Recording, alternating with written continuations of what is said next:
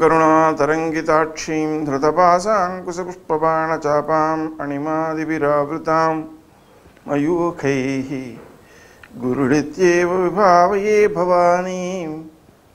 గ్రహాలు, వాటి గమనాలు, వాటి ప్రభావాలు, దోషాలు, నివారణ చర్యలు, ఈ విధానం వల్ల వ్యక్తుల యొక్క జీవన విధానం ఆనందమయంగా రూపుదిద్దుకుంటుంది.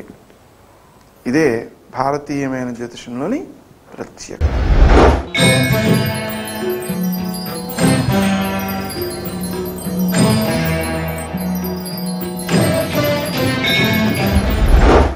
మిథున రాశి. ఈ రాశి వారు తాము ఆచరించే కార్యక్రమాల్లో విజయాలు సాధిస్తారు.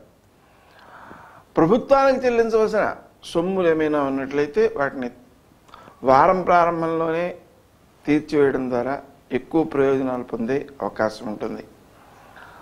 శత్రువులను జయించగలుగుతారు. మాట్లాడే తీరు అందరినీ ఆకట్టుకునేదిగా ఉంటుంది. అయితే ప్రయోజనాత్మకమైన విధంగానే మాట్లాడాలి అనే భావన నుంచి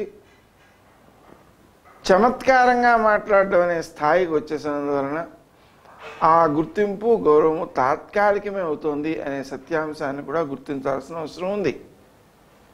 మీరు గతంలో చేసినటువంటి వాగ్దానాలను ఇప్పుడు నెరవేర్చగలుగుతారు. అది మీకు గౌరవాన్ని పెంపొందించేదిగా ఉంటుంది. స్నేహ సంబంధాలు వృద్ధి చెందుతాయి. ఆరోగ్య సమస్యలు కొన్ని తలెత్తే అవకాశం ఉంది. వాటిని జయించడం కోసం క్రీం అచ్యుతానంత గోవింద అనే నామాలను జపించడం మంచి ఫలితాలను ఇస్తుంది. ఆరోగ్య సమస్యలను అధిగమించడంతో పాటుగా చుట్టూ ఉండే వ్యక్తులతో అనుకూలత సాధించడానికి కూడా మీరు ప్రయత్నించాల్సిన అవసరం ఉంటుంది. శ్రీ రాజమాతంగి నమః అనేటువంటి మంత్రం ఆ విషయంలో మీకు సహకారాన్ని అందిస్తుంది. సంతాన వర్గంలోని వారు సాధించినటువంటి విజయాలు మీకు ఆనందాన్ని ఇచ్చేవిగా ఉంటాయి. మీ ఆలోచన ఆసక్తి కూడా గతంలో కంటే చాలా మెరుగైన పరిస్థితిని మీరు గుర్తించవచ్చు.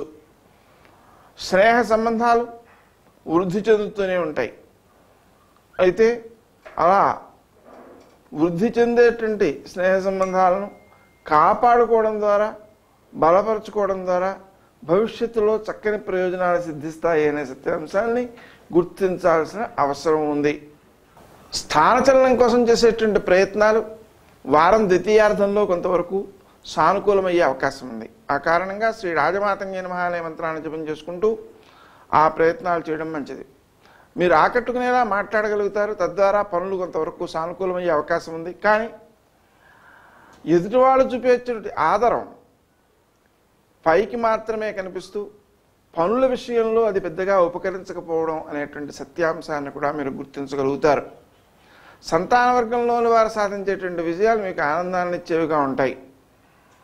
స్నేహ సంబంధాల్లో వారు చేపట్టేటువంటి కార్యక్రమాలు ఏవైతే ఉన్నాయో అవి వారికి ప్రయోజనాన్ని ఇచ్చినా మీరు కూడా వారి ప్రయోజనానికే సహకరించడం ద్వారా మీకు భవిష్యత్తు బాగుంటుంది.